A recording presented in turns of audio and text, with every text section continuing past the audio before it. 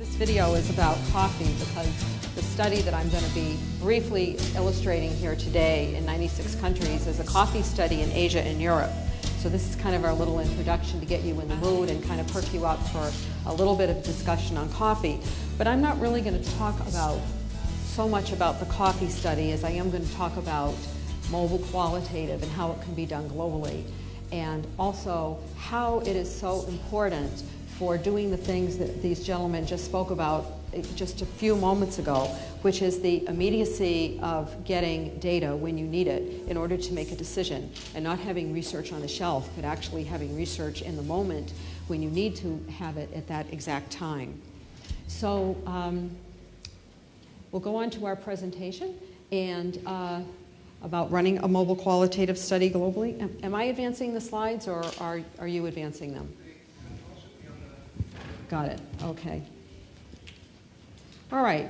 So who are we and why are we involved in mobile qualitative? Well, our business, Civicom, started 12 years ago as a global audio and web conferencing business. And it turned out that some of our clients happened to be marketing research firms. And those marketing research firms contacted us and said, we want you to run focus groups and IDIs for us in the United States and other countries, et cetera. And we asked how to do that because we really didn't know what that meant because we weren't researchers.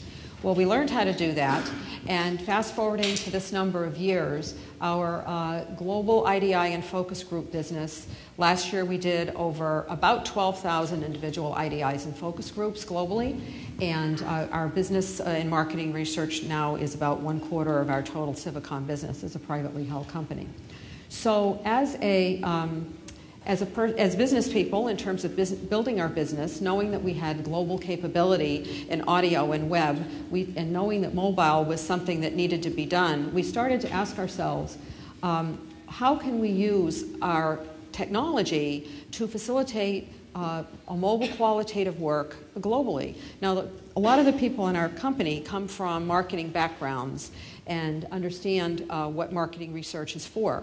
So working with a number of marketing researchers that were our clients, we started building out what would be a global mobile qualitative platform. And that platform, I'm just going to skip over this. These are some of our events that we have spoken at for marketing research. Well, I'll tell you about the case studies. In Europe, we talked about a case study which was a European manufacturer of strollers who wanted to track first-time moms through the entire purchase process, from the time they had thought about buying a stroller right through to all the different things that they touched on during the process, and right to the point of sale in the store. And all of that was done through our mobile qualitative. In Cincinnati last year, we talked about a shower study where we had women who were testing a new formula for a body wash.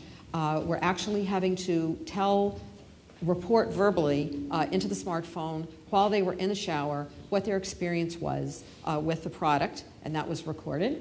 And then over in Asia, I talked about the coffee study, and we'll focus a little bit just briefly on that today, because it's not so much what the subject matter is that I want to talk about, but it's the process, and it's also why is that process important? It's because of what you can do with that data when you get to the end of your study. So here's in my mind, the key point. Jack Welch famously said, you have to learn more about your customer faster than the competition. And then once you have gathered that information faster, you need to turn it into action faster than your competition. And that's how we all know you win in the marketplace. And today, things are moving at the speed of light. So how can you possibly make marketing decisions in different markets quickly enough to beat the competition? And we've discovered that, and our clients have discovered, that the mobile qualitative tool is a way to get that. Now, you can do a survey, obviously, and there's lots of survey providers here. A survey tells you very specific things. And you can do that with a large group of people, and you can get answers such as, on a scale of 1 to 5, what do you feel, and, do you feel great or do you not feel great, et cetera. We're talking about getting deeper than that. This is qualitative, and brought to the mobile space, getting to the why behind the consumer feelings and thoughts at the point of sale or the product usage experience, and then translating that immediately into actionable results inside the organization. Now, I am talking here, I noticed completely by accident, that I'm talking only about consumer studies. But I guess I would have to say that our business in this area probably divides upon about 50% business to business, such as like 50 IT directors, IT directors in 50 different countries around the world who were asked to evaluate a new product that had been installed in their company by a big manufacturer, all kinds of things, automotive, etc. Basically, it's anything. It's obtaining deep insight from consumers in almost any country or from business people in almost any country. And so briefly today we're going to hear respondent moments that are in Asia and the Middle East and in Europe. A lot of people ask us about, well, how do you do mobile qualitative when you have all these different variances in technology? Don't you need a smartphone? Don't you need, 4G? Can you do it on 3G? Well, actually, and what about mobile internet availability? The product that we have, the capability, it's not really a product, it's more a capability, works on any phone in the world. Now, obviously, a lot of people want to take videos and pictures, etc. So the more sophisticated the device, the more material you're going to be able to get. But we've actually seen people do studies where they've been even landline-based inside the home with patients who are unable to leave the home environment, all the way to the most complicated sets of video recordings on iPhones using our iPhone app. So it's really up to the study, and multiple devices can be combined into one study, which is also nice. So I can skip over this because I already covered that. So basically what mobile qual does when you're doing it in with audio is that you are able to get the respondent talking. And why do you want to get that respondent talking in the moment? Well, all of us know about bulletin boards, and if you do a bulletin board, obviously you're doing it, it's a great tool, but you're doing it after the fact or before the fact. You very rarely are doing it in the exact moment that the experience is taking place. Or if you're doing an IDI or a focus group, the same pretty much is taking place. You're very rarely actually experiencing the circumstances. So when you're using audio, what you're able to do is go out and deploy any number of respondents into a space at a moment in time.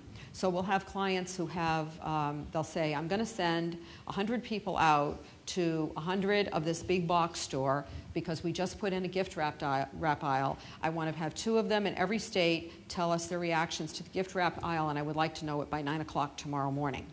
So we have there 100 recordings transcribed overnight, posted, and then tagged, etc., so people can see what is the input that these people have given us overnight. And back to Jack Welch, they're now ahead of the competition in terms of their results. Emotion as well. A lot of emotion is when you're listening to someone, you get a lot of emotion. So that's a great part of the context of the experience. And you can listen as if you're really there.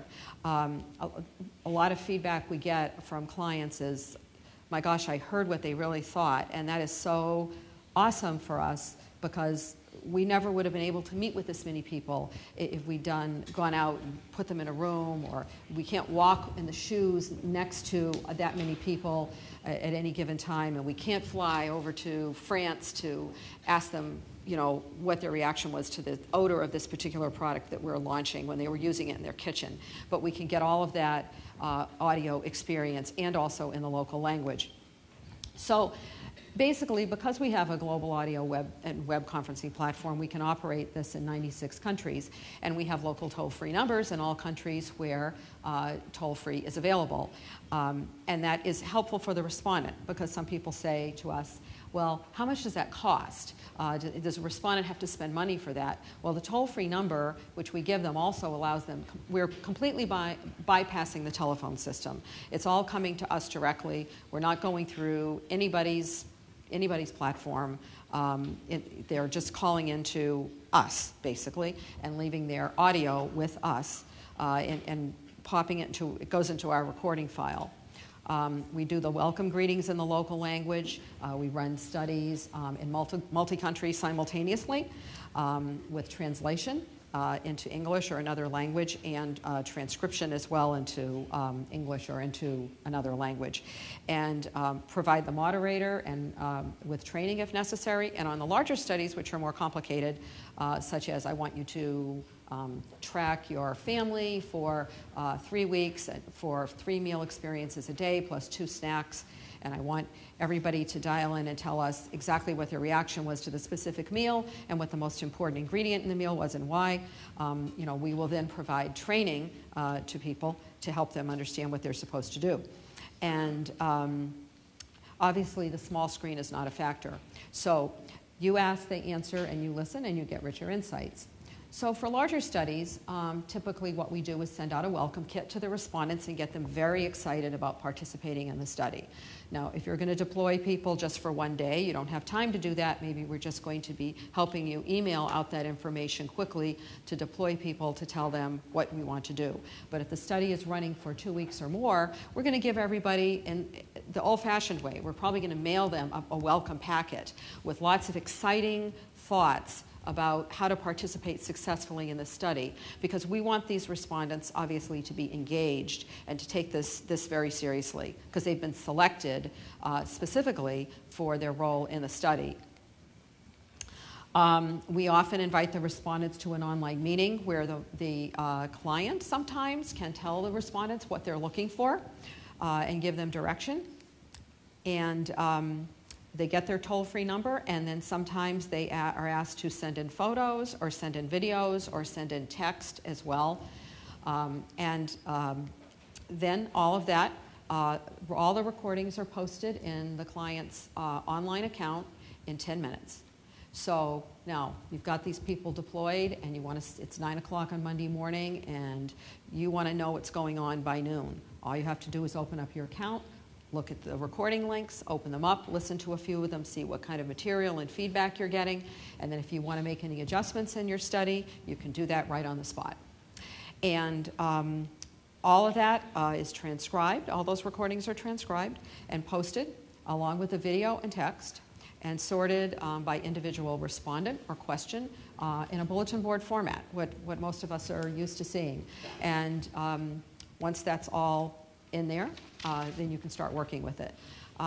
We do some work in some emerging markets, and like, for example, recently something in Pakistan. We just, exactly right now, as I speak, today we're doing a group in Arabic in Pakistan, and this is a difficult environment to work in because the broadband is not very good, but this involves having images. So we have to collect those images in a different way. We can't just load them up on a bulletin board because they would take too long in that environment. So it's important for us when we're working with the client to know what the cultural and infrastructure issues are in somewhere, so that we can then know how to get the information to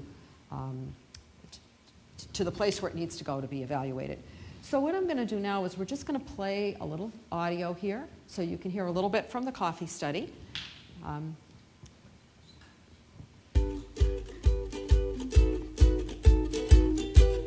但是没看到他们去买。其实我想要店里的集有权，不过没看到。 나는 재택근무하는 프리랜서 아티스트야. 내가 기분 전환을 위해서 들리는 좋은 장소가 바로 커피숍이야. 근데 와이파이... Sorry sa telah memanggil nama saya. Saya berasa malu sebab nama saya dipanggil dengan agak kuat. Mungkin ia bukannya dia. Mungkin... Pues el precio de un café ahí es suficiente para alimentar a una familia completa. Y no entiendo qué es lo que las personas podrían querer de esta cafetería. कुर्सियाँ बहुत नरम हैं। ऐसा लगता है कि कुर्सियाँ इस तरह बना ही गई है कि ग्राहक 2 कप कॉफी पीकर ही जाए। मुझे यहाँ की on met plat, on ne met pas plein d'un coup. Aujourd'hui, je commandais une espresso et il manque franchement du goût. J'aurais dû commander une doppio, je crois.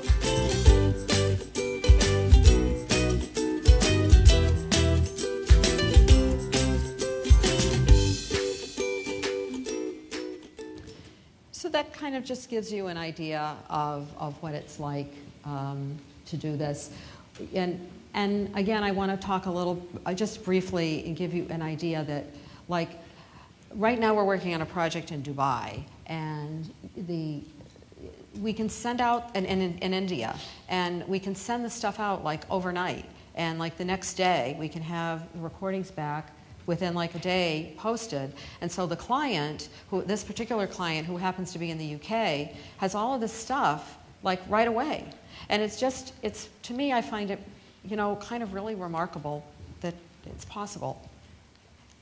Okay, so I can't move forward anymore.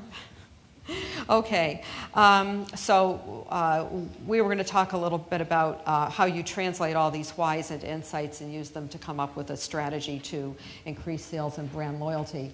Obviously, that's the point. So people also say to us, this is an overwhelming amount of data, and what do I do with this? And so what we did is we decided that we had to help people. There's lots of big data solutions. So we did a lot of looking at big data and said, how can we adapt big data to qualitative? So we're running out of time. So we developed a tool which allows for tagging, data extraction, text and sentiment analysis, and then charts and graphs that summarize what is found. I'll just quickly go through these slides to show that this is how we're sorting the data so we can get the sentiment analysis out and we can deliver this type of knowledge for the client.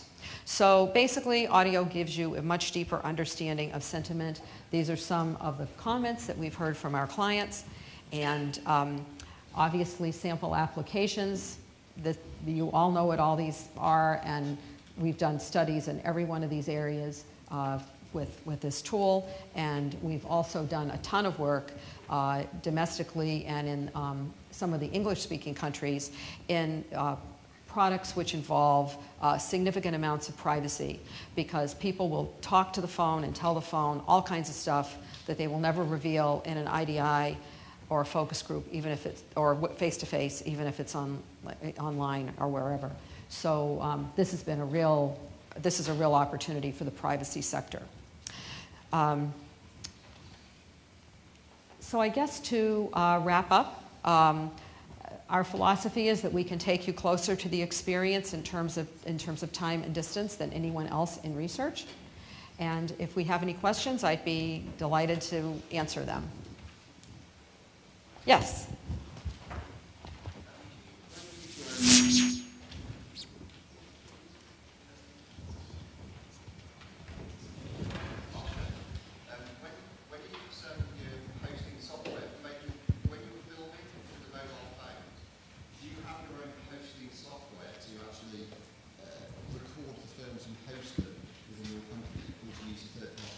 Yes, we do. We have the hosting software both the audio, the web, and the board. Yes. Does that work everywhere? Have you got a solution that works everywhere, especially in APAC?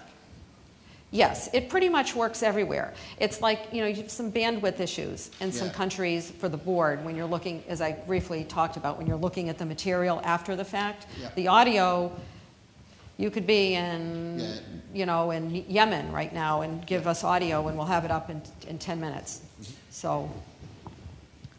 That's fascinating, thank you. Okay. Some more questions?